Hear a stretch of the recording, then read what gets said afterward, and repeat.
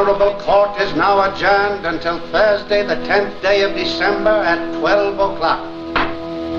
Good afternoon. The front two and the spare are all right, but the left rear one is causing me great anxiety. Switched mine. If I don't get another year out of them, I shall be very disappointed. You know, that grandson of mine is a most unusual infant. At 5 weeks, he holds up his head without support. Here, I'll show you a snapshot. Goodbye, Grant. Have a good vacation. Happy holiday, Josephus. Thank you, gentlemen. Thank you.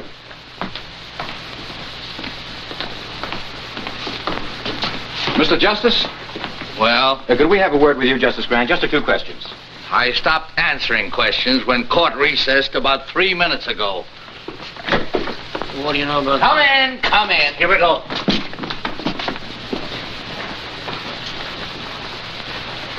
Well, gentlemen? Justice Grant, we understand you declined to preside at the Danville investigation. There's some speculation as to your reasons. Well, there needn't be. I've had a long, hard year. I'm tired. I'm going hunting. Miss Gilbert, would you put this in my bag, please? The Gazette referred to you last week as a terrible-tempered Justice Grant. How do you feel about that? I'm flattered. And this too, Miss Gilbert. Where are you going for your hunting?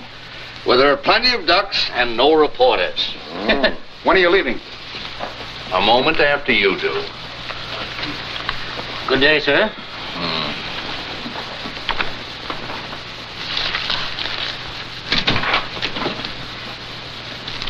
Miss Gilbert, what is this nonsense? What does this resignation mean? I think it's obvious, sir. If it were obvious, I wouldn't ask the question, would I? Justice Grant, I've been with you for 2 years, and not once during that time have you expressed satisfaction with my work. Miss Gilbert, you can learn more law here in a week than you can anywhere else in a year. That's all that should interest you. I don't feel that I have to constantly remind you that you're a brilliant young woman and that you have a fine future. Now, if there isn't anything else, can I go? Oh, you wanted to look over the Hale and Tryon opinion, sir. They won't be back from the printer till next week. Oh, yes, they'll need some revision. But I don't want to hang around here. Perhaps I can bring them up to you at Crown Court, sir. That'd be fine. No. You need a vacation, too. From me. I don't mind at all. Miss Gilbert, are you heaping coals of fire on my head? I wouldn't dream of it, sir. Oh, I'll wire you before I come. Thank you. And Miss Gilbert? Yes, sir? No one must know where I'm going. No one. I want to get away from courtrooms, investigations, lawyers, black robes, everything. Everything but ducks. Hundreds and hundreds of beautiful ducks. Beak, beak, beak, beak, beak, beak, beak, beak, beak, beak, beak. Beak, beak, beak, beak, beak, beak, beak, beak, beak, beak, beak, beak, beak. Hey, you! Wait a minute. I'm Orrin Todd, game inspector. Let's see your license. Yeah, just like I thought. Stranger in town, ain't you? This license ain't legal. Well, I just bought it yesterday at the state capitol. Yeah, I know, mister, but this is Crownport, and you gotta have a Crownport stamp on there. Well, I didn't know that. I'll get one tomorrow. Yeah, but it ain't gonna do you any good today. You know, I could haul you into court and let the judge slap a fine on you. But to save wear and tear on my tires, suppose I sell you one right here. It only cost you $5.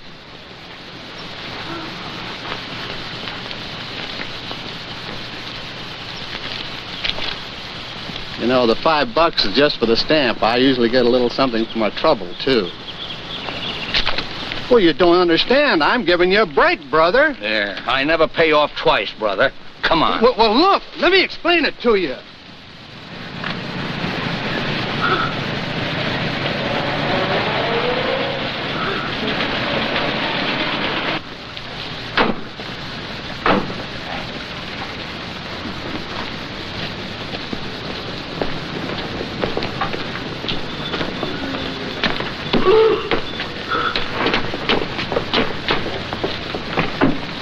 Your Honor, it's not as though my client were trying to evade his financial obligations. Tom Cooney has been a member of this community for many years. And in all that time, his honesty and his responsibility has never been questioned. Now, he intends to make good the payments on these plows, but he's been sick, unable to work. Now, if the court could just grant him an extension... The law doesn't recognize good intentions. I shouldn't have to remind you of that, Mr. Adams. You're supposed to be a lawyer. But, Your Honor, am I not justified in asking the court's indulgence in this case? If you take Tom Cooney's farm tools away from him, you take away his only means of earning a living. Mr. Adams, this is a court of law, not an employment agency. Tom Cooney signed an agreement with Vincent Blackston of the Crown Port Auto and Supply Company. This agreement stated if he missed a payment on those plows, Mr. Blackston could take them back. Is that right, Mr. Cooney?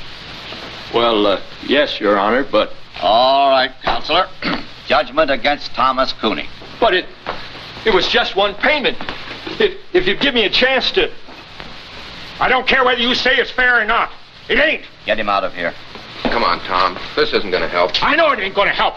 Nothing's going to help in a town like this. Officer. Come on. Let's go of me. Come on. Looks like you just lost yourself another vote, fella. Come on. Oh, it ain't right. I know it ain't right. Crown Port versus Joe Grant. Step up, Joe Grant.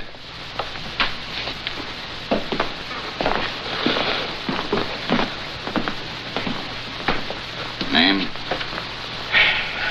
Joe Grant. Shooting ducks without a Crown Port permit. I didn't get a chance to shoot. You were going to. Of course I was, you fool. That's why I bought a state license. We also require a Crown Port license, Mr. Grant. And ignorance of the law is no excuse. $100 or 30 days. Which one of you gentlemen do I pay? The clerk. Should have bought it from me in the first place. Save yourself a lot of dough. I assume that this $100 will permit me to resume my hunting without further interference. Your assumption is wrong. You still need a Crown Port stamp. And an officer enforcing the law is not interfering, Mr. Grant. As a judge, I advise you to be careful of your words. Next case. Crown Port versus Burton Lyon. Step up, Burton Lyon.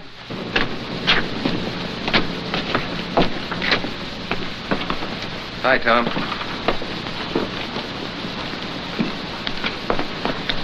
I'm sorry it turned out that way. Guess that's the only way it could have turned out. No, I thought we had a chance, but I guess I should have known. What are you going to do now? Farm's no good to me without tools to work it. Guess I'll lose it. The bank will start yelling for its money pretty soon. You know, Bill, sometimes it's just more than a man can stand. I got to think of something to do. If I could only... Yeah, I know, Tom, I know. Look, why don't you come by the office later on? We'll talk about it, huh?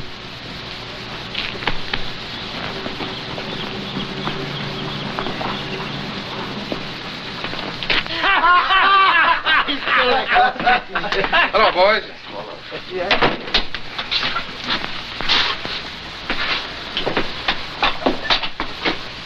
Shave, Homer. I hear poor Tom Cooney lost his case. Yeah. He'll probably lose his farm now, too. It's a shame. You know, Homer, that's what I like about the fellas around your shop. They enjoy the good things of life. Like a guy who can't meet his mortgage, or a poor farmer getting rooked out of his plows. Maybe if Cooney had a real sharp lawyer. Maybe if we had a bank that'd extend an honest man credit, or a judge that'd give him a break. Talk like that isn't going to get you any votes, Adams. If I could afford a 50-cent cigar, I could get yours.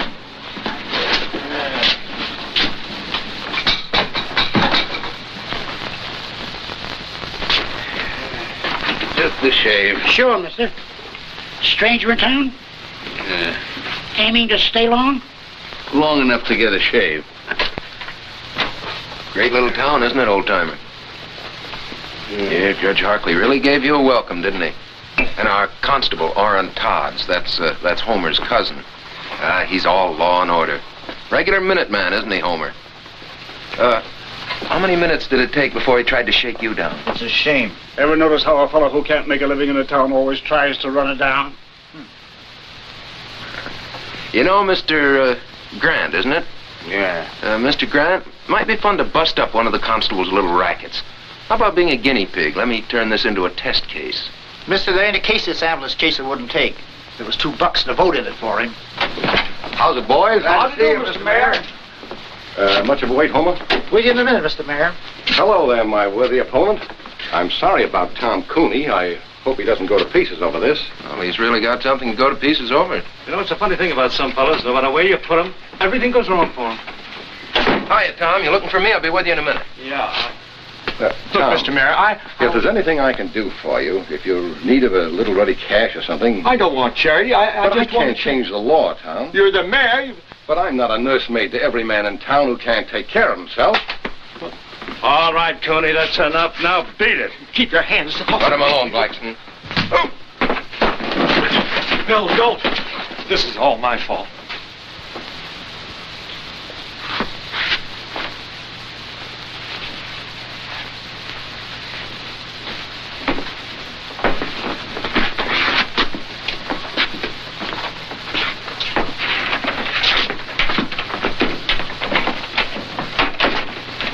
I wish you hadn't had to do that, Benny.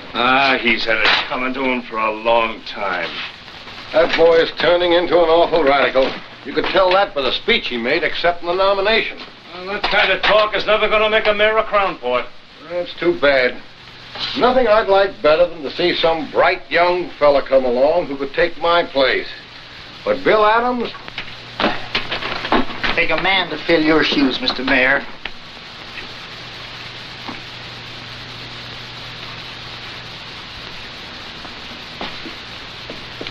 Ned Darrow dropped in this morning. Said to give you his regards.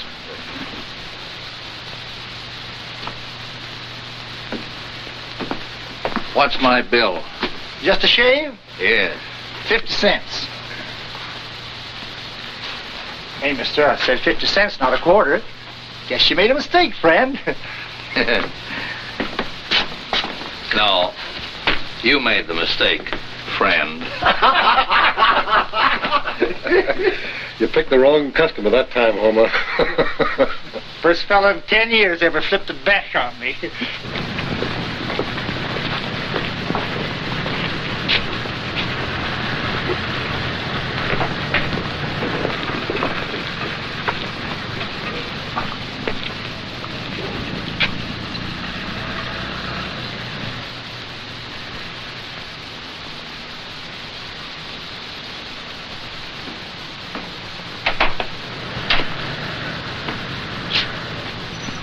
Come on in, old-timer.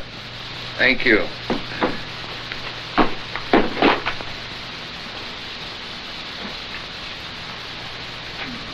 Well, you interested in boats? Yeah. That's a rather interesting model. She's the Columbia, a square-rig four-master. Nice work. Oh, and here's a nice one. This is a barkentine. Form is square rig, the other mast fore and aft rig. Rather unusual. For sale? Oh, no. No, they're not that good. It's only a hobby, just for fun. I see you're running for mayor. Yeah. Sort of a hobby, too, just for fun? No, not quite. Mayor Coniston, you saw him in the barber shop. Well, he and his boys have been running this town for a long time. Make it pretty tough for anybody who comes up against them. Yes, I gathered as much. Well, a lot of people have been getting tired of it. I haven't much time myself. The Army's going to grab me in a couple of months, but I thought I might at least get the ball rolling and for once give them a fight. But not too much of a fight. Something you wanted to see me about, Mr. Grant? In the barber shop, Mr. Adams, you mentioned the fact that you might like to make a test case of my fine. Were you serious? Yes. Yes, I think you've got a case. You do? How would you go about it? Well, we'd, Of course, the law requires a stamp. I didn't have one. No, but I think I could work out an appeal. An appeal? On what grounds? Was the fine illegal? Oh, no, they had a right to fine you. The fact that I was unfamiliar with the law? Oh, no, that's no excuse, obviously. Obviously. Then what would you base your appeal on, Mr. Adams? The fact that it's Tuesday and the sun is shining? Look, I haven't had much time to give it thought, but I can figure out an angle. There must be one lying around somewhere. Oh, yes, I'm sure there is. In the meanwhile, you can always make a living as a carpenter. Hiya, Bill. Oh, you busy? No, Charlie, come on in. Mr. Grant, Charlie Craig, my campaign manager. How do you do, sir? Hi. Any new votes, Charlie? About enough to fill a dog's ear. Say, I just heard about Tom Cooney. Yeah, he's taking it pretty hard. I signed the same kind of note he did, so it don't look so good for that tractor of mine either. You couldn't get me a couple of weeks postponement, could you? I'll try, Charlie, but there's no use appealing to Blackston, not with the way he's got his business set up. His hopping on my tail wouldn't burn me if I hadn't had so much trouble with that tractor. Every time I needed a spare part, I had to send for it myself. Blackston never carried them in stock. Did Blackston promise you such service? Well, no, there's nothing in the contract about providing service. Has Blackston lived up to all his legal obligations as seller of the tractor? Well, sir, you sound like a lawyer yourself, Mr. Grant. Yes, well, I was about 20 years ago. Well, maybe you could give Bill here a pointer or two. Anyway, I'm glad to have met you. Be seeing you, Mr. Mayor. I'm going out and see if I can't agitate a few votes for you. Well, Mr. Grant, since you have some knowledge of the law, you've probably decided there's nothing much I can do for you. Well, what about Craig? What are you going to do about him? What can I do for him? With Harkley on the bench, you saw what happened to Tom Cooney. You can't blame that on Judge Harkley. You went into that courtroom without a defense. That's why you got whipped. Well, then I guess I'll get whipped again. I guess you will. You're not much of a fighter, are you, Mr. Adams? Except in barbershop brawls. Oh, stop it. You can't fight brass knuckles with spitballs. The trick in this town is either to play the game their way, and I haven't the stomach for that, or to be as smart as they are. The trick, Mr. Adams, is to be smarter. Well, does that wind up your business? Or are you going to stay and give me the first 5 lessons in how to win friends and influence judges? No, Mr. Adams, I'm not. Those lessons have been written, and very well written, in books like this and all the others. And somewhere in one of them there's a lesson mentioning that in any transaction between a seller and a buyer, there are laws governing the behavior of both parties. But I doubt if you can keep afloat long enough to find it.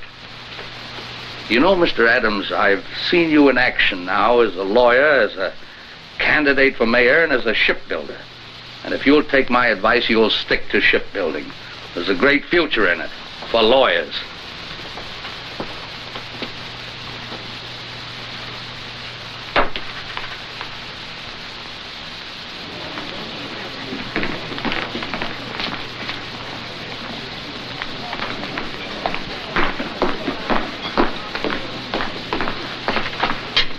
Excuse me, sir, for breaking in like this, but I think I found it.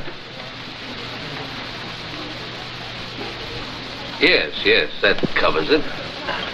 You said you hadn't practiced law for 20 years. Imagine remembering a thing like that. Have you had dinner, Mr. Adams? No, thanks, not hungry. I think this will cover it. It should work, but I've been battered down by those guys so often, I guess I haven't too much confidence. How long have you lived in Crownport, Mr. Adams? 28 years with time off for college and law school. Mm-hmm. Never established residence in any other state? No. You're sure of that? Well, of course. Well, we went to Mexico for a few months when I was 7, but... Did you file an income tax return for 1939 and 40? Well, sure. I didn't pay anything in 1940. I didn't earn enough, but I filed a return. And your figures were honest, correct, and would bear investigation? What? Why, of course they were. No, you're getting nervous, Mr. Adams. I'm not nervous. I'm merely trying... Yes, you are. You're flustered. You're raising your voice. Well, why shouldn't I raise my voice? You've as good as accused me of falsifying my income tax. I've accused you of nothing, Mr. Adams. Now, look, I don't know what you have on there, but I want to tell you that... Take a look.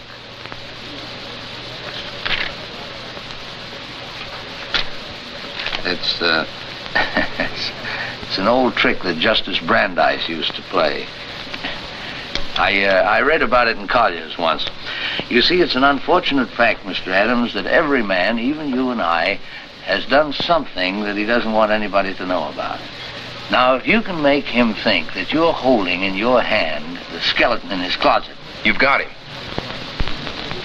Well, let's say at least you've got him squirming, nervous, worried, as you were. But if that man happens to have a really guilty conscience...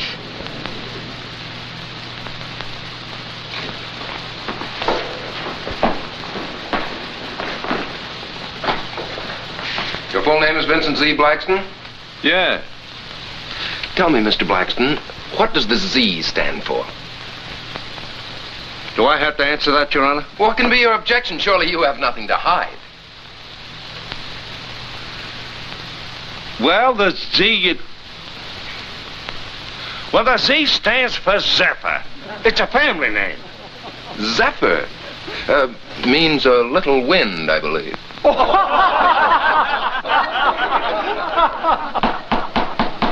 Quiet. Mr. Blackston, you're the owner and manager of the Crownport Auto and Supply Company? Yes. The sole owner? Well, sure, of course. No silent partners? No. Well, of course there are people. Oh, then you're not the sole owner. I didn't say that. I just It said... sounds very strange to me, Mr. Blackston. You don't know whether you own your own business or not. I object. That question is irrelevant, immaterial, and calculated to confuse the witness. Objection sustained. Counselor will restrict himself to the facts bearing on this case. Mr. Blackston, your company sells most of the used cars and tractors in this town. Almost a monopoly, isn't it? I do the most business because I sell my stock at the lowest prices. That's not monopoly. That's the American way of life. Now tell me, Mr. Blackston, carry spare parts for your customers? Sure. Do you have in stock at this moment piston rings for the 1938 tractors you sold in this town? Well, Mr. Blackston? Well, no, I don't. Oh, then you don't carry all the spare parts your customers might need. Well, I can always get them if they need them. Yes, but sometimes your customers have to wait. Sure, it takes 2 weeks. If I ain't got them, how can they have them? An intelligent answer, Mr. Blackston, and an honest one. And one which will require the court to enter judgment against you in this case. Will Counselor explain that statement? Certainly, Your Honor. Motor Vehicle Laws, 1919, Chapter 174, Section 52. The sale of any automobile or any other automotive vehicle is void unless the dealer carries in stock at all times and on demand parts that may be needed to repair the particular make of vehicle. Will you let me see that reference?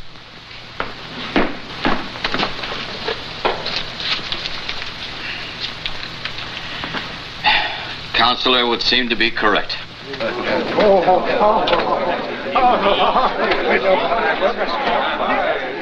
You put it over, Bill. Say, this will take care of Tom Cooney, too. You're telling me.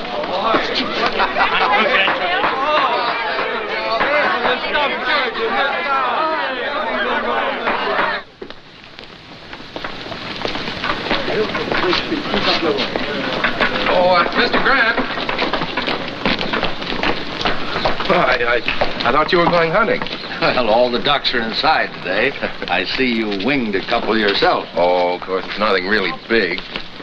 Oh, who am I kidding? I'm so tickled I feel like a combination of Superman and a member of the Supreme Court. Really, I don't know how to thank you, Mr. Grant. Oh, no need to, my boy. First time I've enjoyed a courtroom in years. Hey, thank you, fella. You know what this stuff is? No, Mr. Grant, he wouldn't. William, this is American money. Good old folding money. You know what you can do with this stuff? You can buy things that you need. You get it? Yeah, but what I don't get is where you got it. Well, seeing Blackston get trim warmed some hearts and unloosened a couple of purse strings. The boys have kicked in for your campaign fund. You know what we're going to do with this beautiful stuff?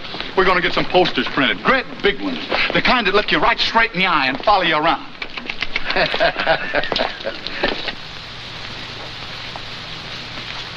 Why get frightened? So Adams does win one rotten little case. Do you know what that case cost me? You can afford it. If it had happened to your hotel, Roscoe, you'd scream like a stuck pig. Stop it. Seriously, Jim, you don't see Adams as real competition. Well, as things stand now, no. But if a lot of people start thinking of Bill Adams as the people's champion, well... Jim, there was nothing else I could do. I can give you boys the edge when it's a question of interpretation, but not when the law's right there in black and white. Oh, I'm not blaming you, Judge. It's just something to start thinking about, that's all. You think we'll have trouble? Well, now look, boys. On second thought, we may be getting all steamed up for nothing. Yeah. But suppose he opens a lot of old cases like Tom Cooney's. I think you've got something there, Zeppa. We'll just have to show the boy that he's wrong.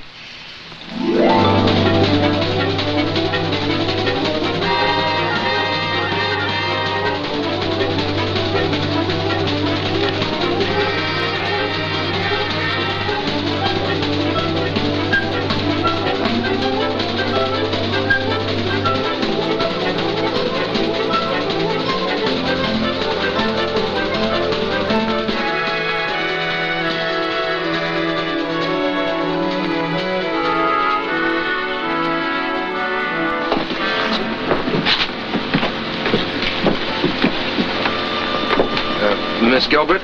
No. Miss Gilbert? Yes? Oh, that's better. That's much better. I'm Bill Adams. Mr. Grant asked me to meet you. Yes, I know. Here, let me take that. The car's over here.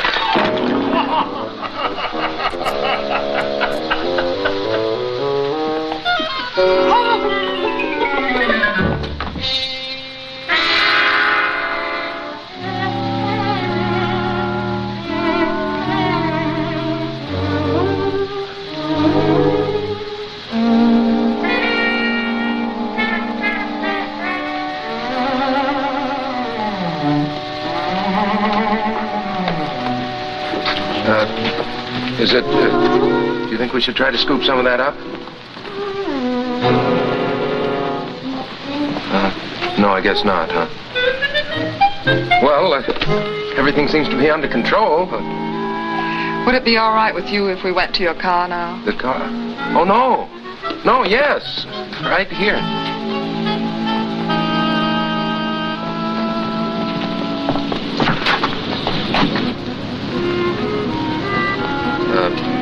Sorry to get off to such a bad start. I'm not always so clumsy. Oh, my hat! Oh, don't worry. We'll get it.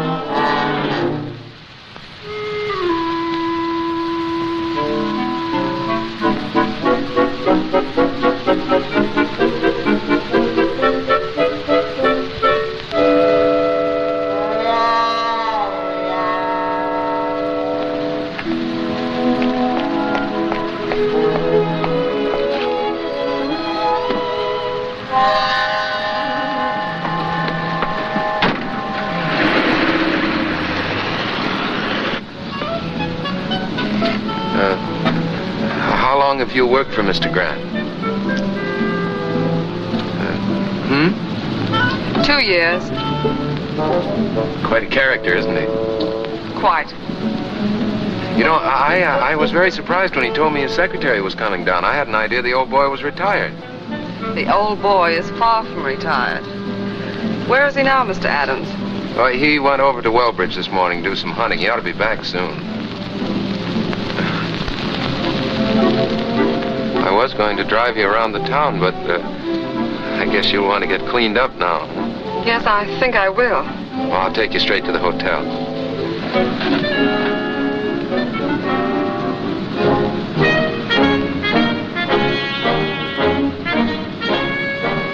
You are running for mayor? Mm-hmm. Surprised? That's putting it very mildly, Mr. Adams. Well, make the most of it, lady, because that's likely to be the only surprise you'll get in this town.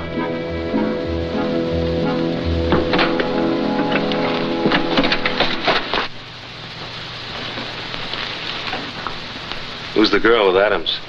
Don't know. What difference does it make? I'd like a room, please, by the day. No back.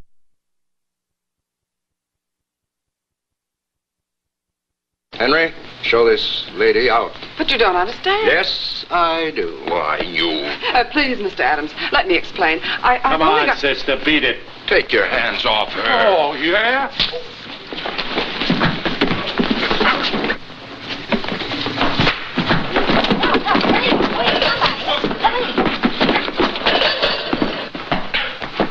Nice work, pal.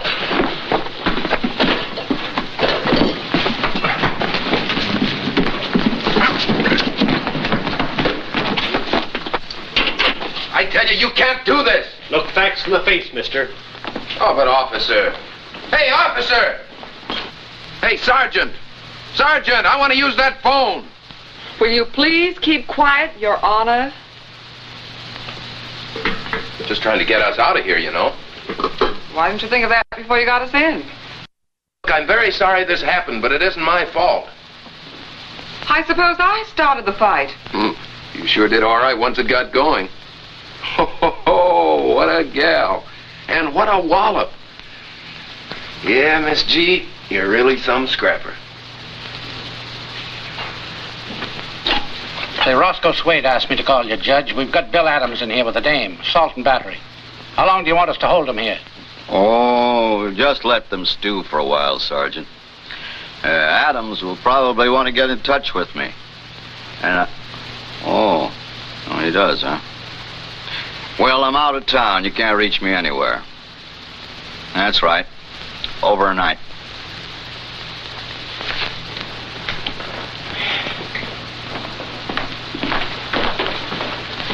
Will you have the chef prepare a couple of these for tomorrow night's dinner? And I'll have my key, please. Yes, sir.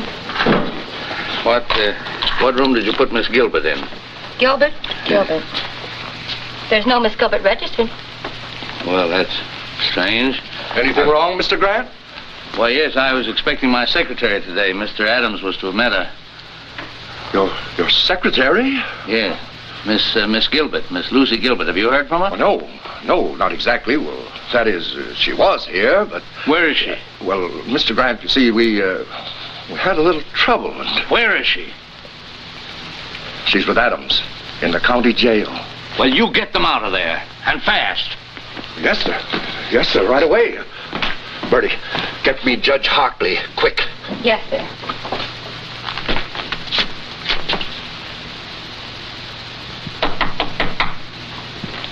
Come in. Good evening, Mr. Grant. Well, good evening, Miss Gilbert. I'm sorry I couldn't meet you at the station. So am I, sir. However, Mr. Adams seems to have made your introduction to Crownport quite spectacular. Well, if it amuses you both, of course it was quite worthwhile. I'm sorry. Sit down, Miss Gilbert. You seem tired. What happened? Well, when I said the boys were playing with brass knuckles, I wasn't kidding. Look, I win a case from Blackston. That makes a good impression around town. So I walk into Swade's hotel. Roscoe says something, provokes a fight, and I land in jail. That's the way Crownport's run, Mr. Grant. I hope the fact that Miss Gilbert was involved won't upset you. The fact that Miss Gilbert was involved upsets me a great deal. It strikes me that Swade, Connison and Company are just been a little too high-handed. Well, you can't fight the city hall, sir. As candidate for mayor, that's what you're doing, isn't it? Well, I suppose I am, but the boys are starting to play rough. Well, of course, if they play too rough, you can always go back to your shipbuilding. Yes, I guess I could. But right now, I'm going to go home and get some sleep. Miss Gilbert and I have a date in court tomorrow. Good night, Miss Gilbert. Don't hold me against Crownport. Right, sir.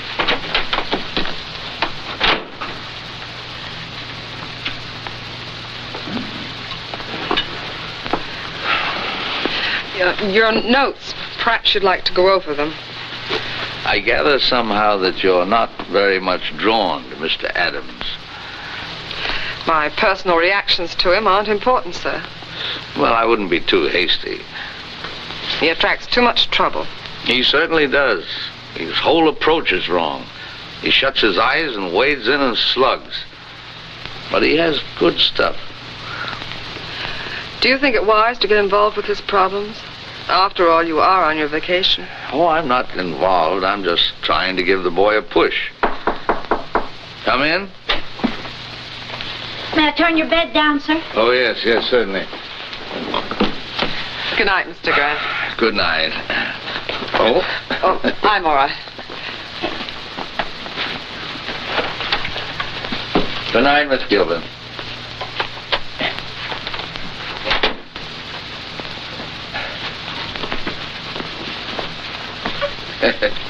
Kind of skimpy, isn't it?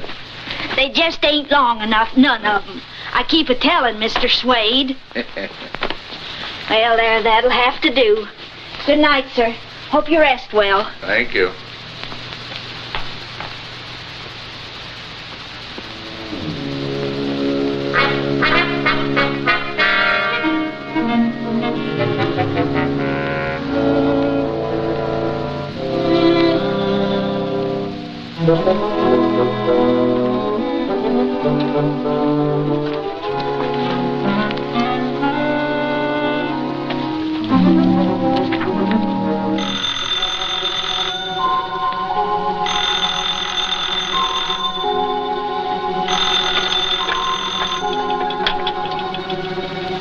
Wrong number. Mr. Adams, wake up. This is Mr. Grant. What? Wait a minute. Yeah? You want me to what? I said get into your clothes, get 2 yardsticks. Yardsticks. Come right over here and register for the night at the hotel. I'll tell you all about it when you get here, but get here. Right.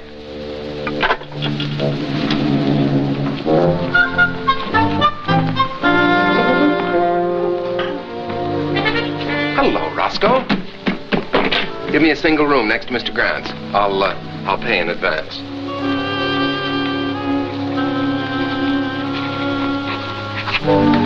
$413. What's the matter, Roscoe? You don't seem at all happy to see me. I brought my luggage, too.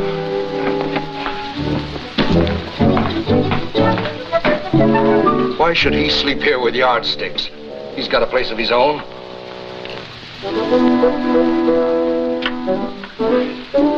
Hello.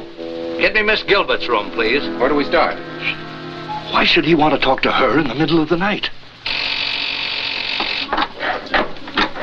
I don't know.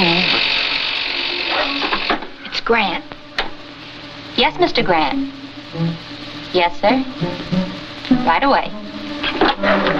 He wants a bellboy right away. He wants to send something to Miss Gilbert's room. They're up to something. I know they are. Henry.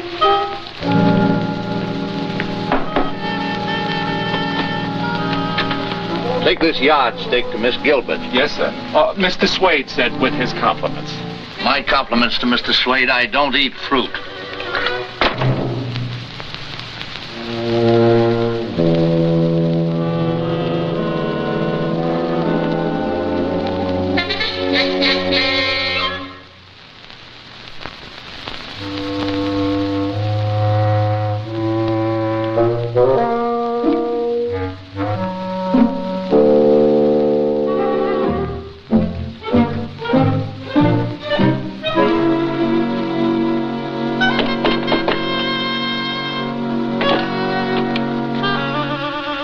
Thanks.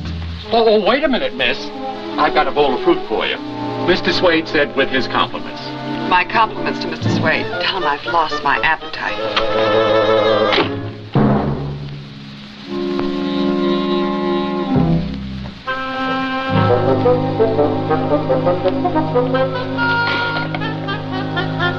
I couldn't see nothing. They blacked out the rooms. Number played. Now she's calling Grant. Yes, Miss Gilbert? 7.5. Same here. And the other? 2.5. That does it. Maybe it's a code. Oh, don't worry, Roscoe. I'll be back.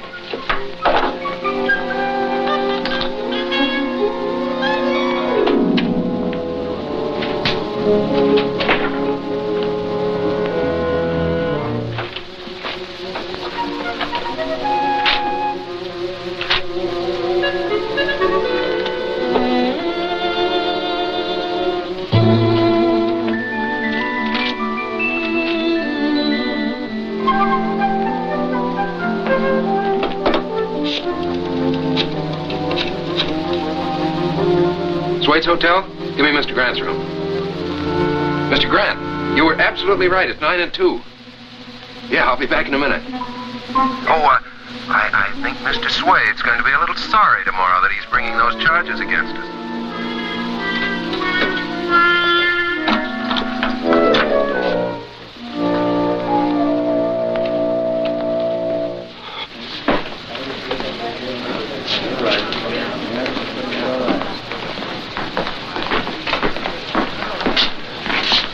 Good afternoon, Miss Gilbert. Mr. Grant, you're looking very beautiful, Miss Gilbert. Really? I didn't sleep at all. Probably nervous exhaustion due to the unfortunate experience you underwent yesterday. Ever spent any time in jail, Mr. Swade? Ever been sued for false arrest, Mr. Swade? Miss Gilbert, I've made up my mind to drop the complaint against you. Well, what about the complaint against Mr. Adams? He spent a few hours in jail, too. You've got nobody but yourself to thank. You started it hitting Henry. I'll forget you hit me. He didn't hit you. I did. Well, I'll forget that, too, but... But 6 hours in jail is something I won't forget, Mr. Swade. I think $5,000 damages would be about right, Counselor, don't you? Well, I had thought of 10, but... No, I think 5 is enough. Oh, don't worry, Mr. Swade. I'll see that the money goes to a good cause. I'll invest it in war bonds.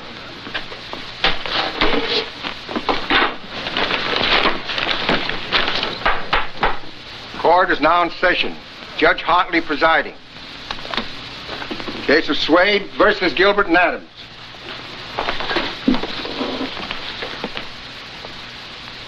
Judge, I move you throw my complaint out. The complaint against Miss Gilbert? Yes. Adams, too. We settled it by ourselves. Both of them, huh? Yeah. Well. Case of Swade versus Gilbert and Adams dismissed. You can thank Miss Gilbert for getting you off so easy. Thank you, Lucy. Oh, Roscoe. Just a minute, Roscoe. We're not quite through yet. Joe, serve the papers on Mr. Swade. Roscoe Swade? What are you talking about? I took it if I dropped my suit against you, you'd drop yours against me. Relax, Roscoe. This is another suit. Your Honor, I find that in the management of his hotel, Mr. Swade is in violation of several important laws. Oh, what are the charges? I've brought the evidence with me, Your Honor.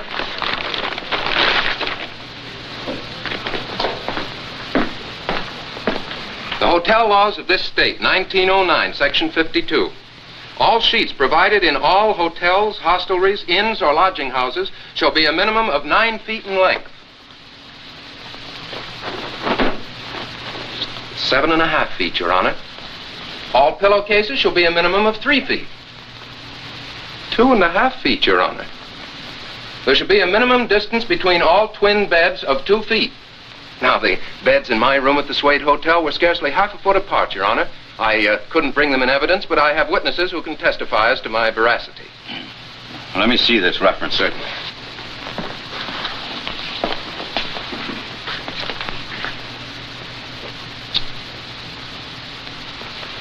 You'll be sorry for this. You wait and see. Will the court warn the defendant that threats and intimidation are punishable by law? Be quiet, Mr. Swade.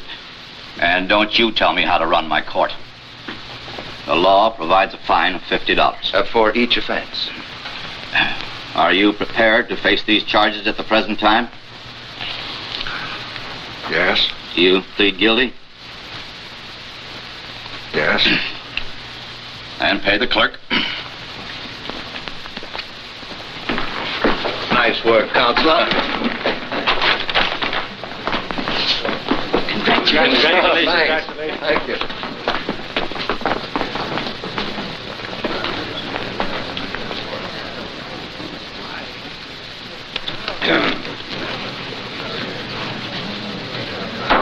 Half-hour recess.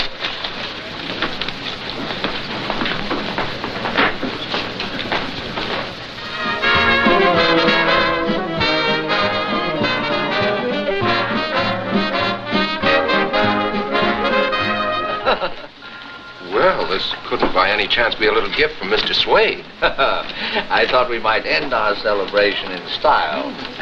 What vintage is that, miss? California, 1938. Here, I'll do it, miss. tell I'm an amateur, the bottle resents me. Well, it popped anyway. You? To the next mayor of Crownport. Yes, who's learned to use his head and his law books. Well, to my routing section.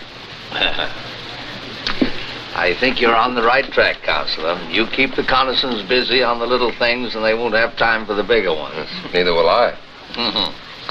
Well, I think I'd like to do a little hunting in the morning, if you can keep your life fairly quiet for one day. Well, I'll try. Lucy might keep an eye on me. That'd help. I'll be responsible for him, sir. Starting with breakfast. Well, I think Lucy would probably like some more coffee. Yes, I would. It'll just keep you awake.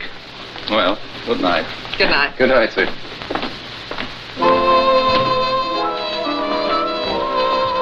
More coffee?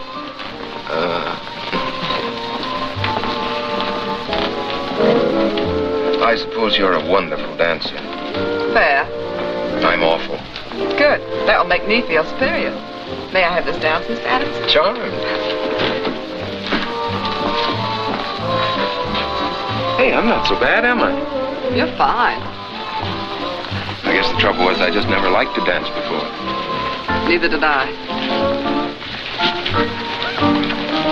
You know, Lucy, Crownport's not such a bad little town. It's got a lot of nice people in it. You've just seen the worst side of it. Like you? No, but what I mean, Lucy, is, well, can you see yourself living in a town like Crownport? No, pretty dull, I guess, huh? Very. Practically nothing's happened to me since I met you. Yeah. No, but seriously, sometimes I have whole days of peace and quiet. Now, we've been together for several hours, and nothing very spectacular has happened. Not near enough has happened.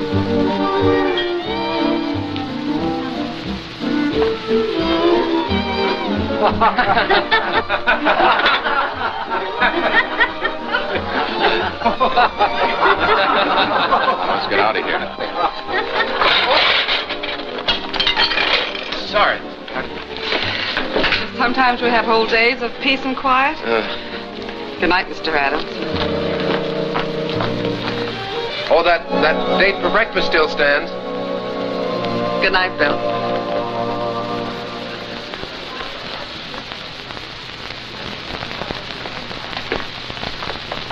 Good morning, Herman. Well, goodbye, Mr. Adams. Oh, no. Oh, no. Mr. Grant said you were to look after me today. And what he says goes. He's your boss, you know. But I've had breakfast with you. Oh, yes, but I need much more looking after than that. Much more. What the? Wait, Bill. Hey! I've been trying to find you. Look. Hey, what's going on here? What do you think you're doing? You're being evicted. Here's your notice. Come on, boys. Don't take all day. Okay, Bob.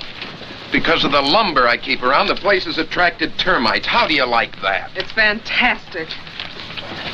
Look, can't you just wait until I call Ridges and get this thing fixed up? Sure. You can call him at Swade's office, but it won't do you no good, pal. He signed the notice himself. Okay, fellas, lift it.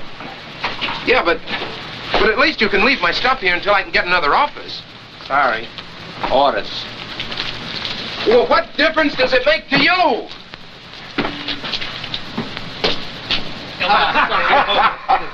Oh, boy. Where's your telephone? Right over there. Thanks.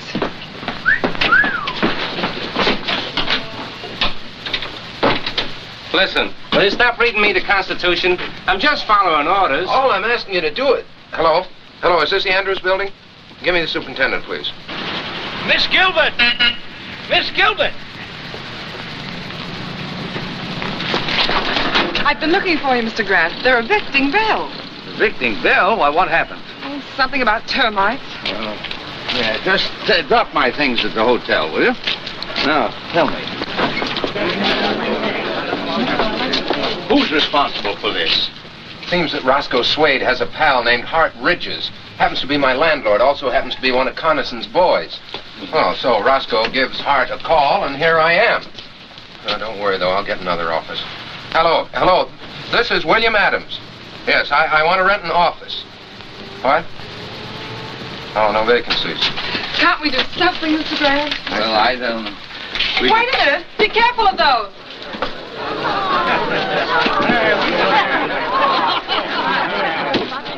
No vacancies at all, huh? I see. Not an office in town, not even a loft.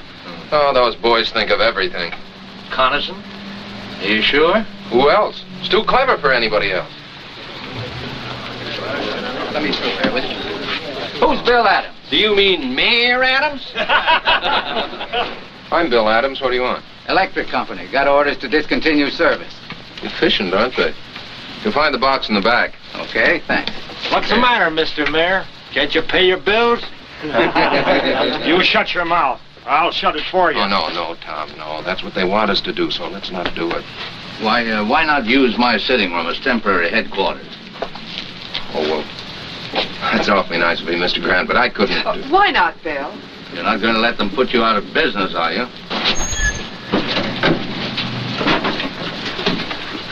Where's Bill Adams? Oh, Mr. Mayor, you got more company. Hey, Wooly, bring out a couple of more chairs. I'm Adams. What do you want? Compliments of the mayor. He thought you might need some help.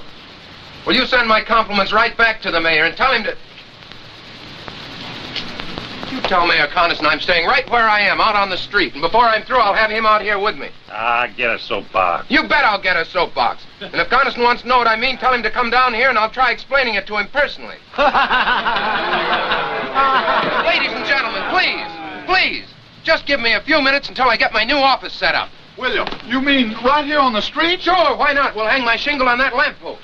Bill, they'll get out in injunction. You won't be here 2 hours. I know that, sir. But this time Coniston's gone too far. He's giving me more publicity than I ever dreamed of. I may be here only an hour, but it'll be a good one. I'll get you an office. Now, keep out of trouble. I'll be back in a few minutes.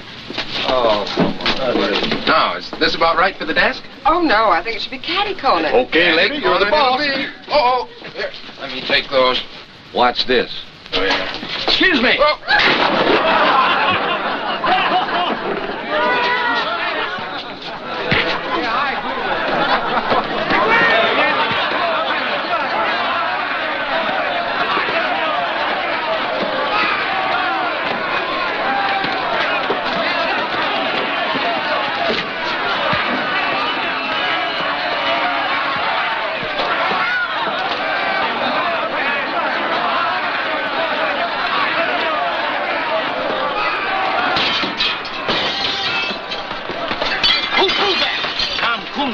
I'll get him first.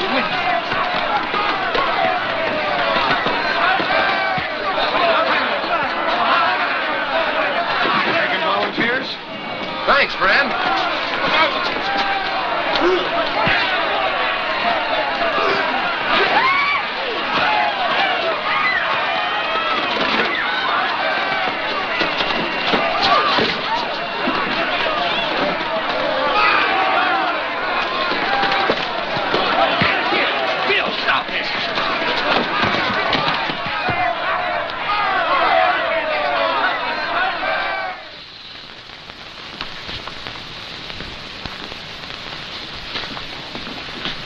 How is he, nurse? Oh, he's coming along all right. Can we see him now? I think so. You fellas wait. We'll be right out. That'll do it, Mr. Grant. Oh, thank you. Well, where's Mr. Adams? How you feel, Mr. Maybe Grant? you better take it easy for a while. No, I'm all right. Where are Mr. Adams and my secretary? Well, he's in jail, and she's trying to get him out. Oh, Lucy. Did the doctor say you could get up? Oh, yes, I'm fine. Where's Bill? Still in jail. I've tried everything. They're holding him for a $15,000 bail, inciting to riot. This is outrageous. We'll have to find Judge Hartley. We've tried to. And he couldn't be found, as usual. You can find him at Coniston's rally, about an hour from now, up there on the platform, shooting his big mouth off. No, we'll find him before then. It's no use, Mr. Grant. They got us all sewed up. They always do. Yes, but they took one stitch too many this time. They always do that, too. Come on.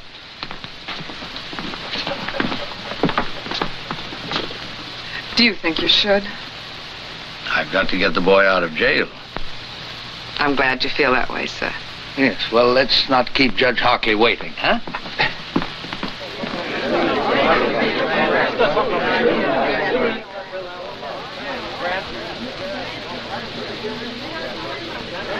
I want to talk to you, Mr. Hockley. Sorry, I haven't any time to give you right now. I'm afraid you'll have to find time. See here, you... Judge Hockley, acting on my rights as a citizen, I demand that you swear out warrants for the arrest of Ridges, Swade, Blackston, and Mayor Connison. You're crazy. On what charges? Conspiracy, abuse of public office, inciting to riot. I suggest that you come to the jail with us now and release Mr. Adams and sign those warrants. We'll need a couple of more warrants, too, for some hoodlums. I have their names. You are crazy. You can't push your way into my house and order me around. Do you realize I can have you arrested for disturbing the peace, all of you? Let's just postpone that, Judge. Ladies and gentlemen, will you excuse us for just a minute?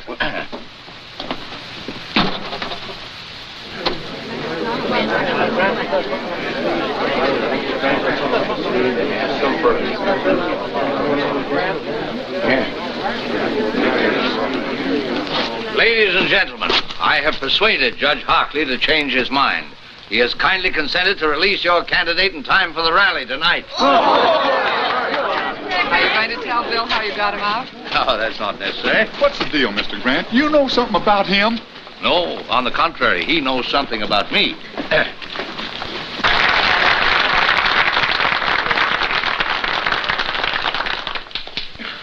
Ladies and gentlemen, I mean my friends. For a long time, I've been hoping a man would come along, a young man. Because, like I always say, the future of our great country belongs to the young folks who could take over and give us old folks a chance to sit back and take things easy. Well, this year I said to myself, Jim, maybe this Bill Adams is the fella. But he dashed my hopes and prayers to the ground. I saw that he's not the man we've been waiting for. That he's nothing but an agitator, a troublemaker, stirring up neighbors against each other. He said he'd be here tonight. I wish he was. I hoped that when I got up to talk, he'd be here on the platform with me to debate with me the issues so close to our hearts.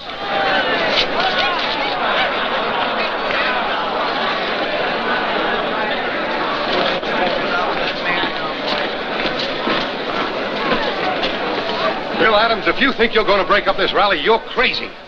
Did you let him out? Mr. Mayor, well, Chief Perkins here, he's got a warrant for your arrest. And for the arrest of Blackston, Ridges, and Swade. Take your hands off me. Jim, I couldn't help it.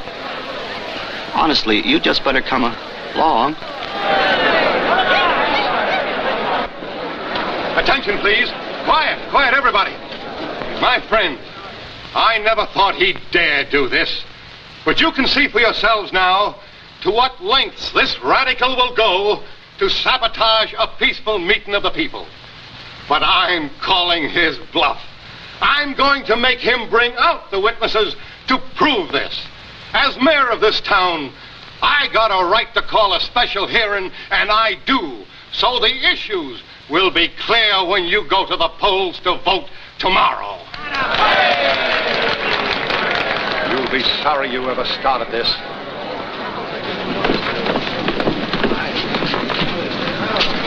Better remain with us, Mr. Hartley. We wouldn't want you to prejudice the mayor's testimony. Any place there, folks. I find a seat and sit down. That Adams Bert's just bluffing. He ain't got a thing on the mayor. No? Find a seat and sit down.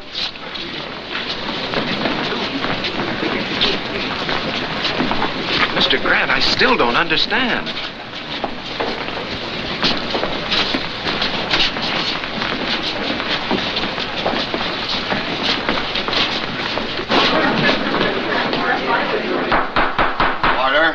Order. This hearing will come to order.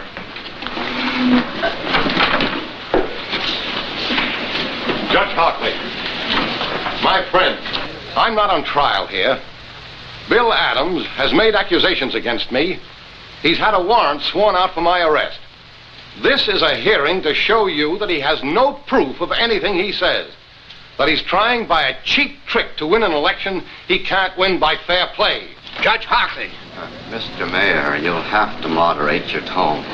This is very irregular. Step one side and clear the aisle, please.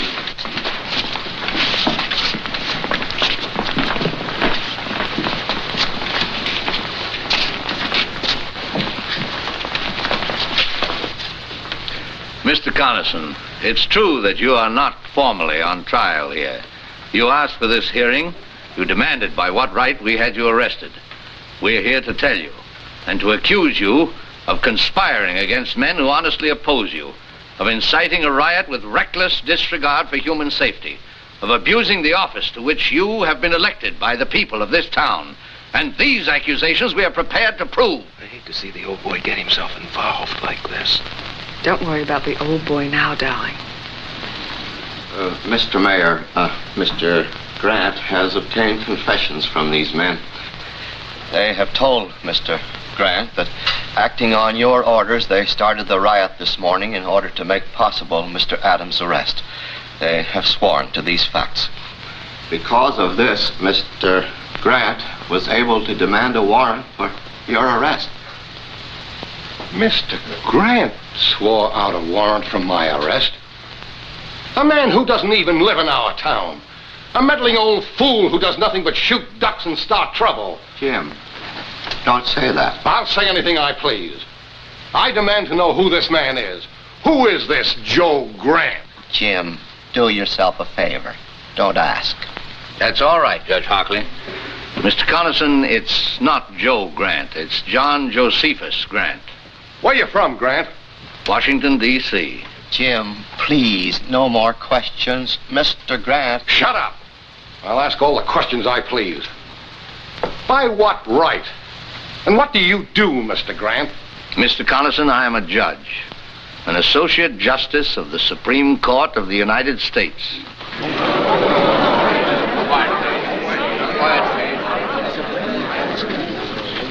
Mr. Coniston, you have asked by what right I've interfered in this situation. Do you still want an answer? Justice Grant, would you care to... No, thank you. Bill! Oh, just throw some water on him, Lucy. He'll be all right.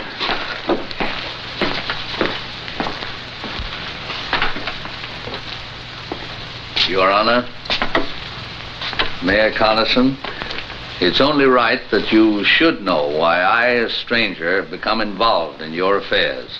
Believe me, it's not because I am a justice of the Supreme Court.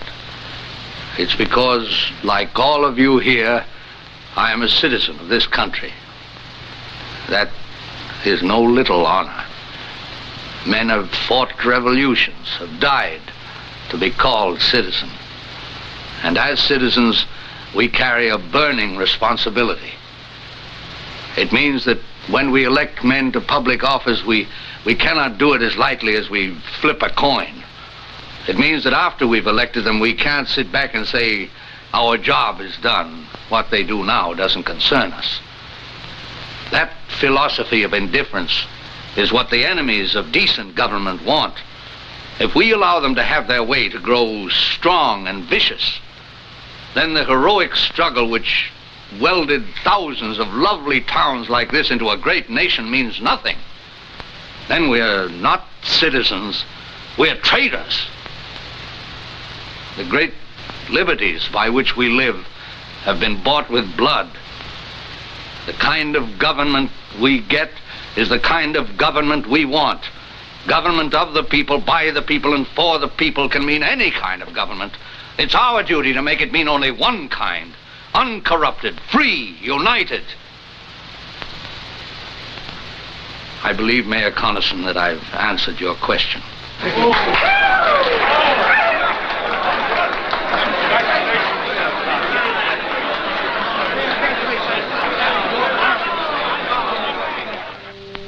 Now, as soon as court adjourns, I'll meet you back here in my chambers. What's the matter, Mr. Justice? You seem nervous. Oh, no, not at all. How about you, Mayor Adams? Have you the ring? Do you know your lines, sir? Well, I ought to. I stayed up half the night learning them.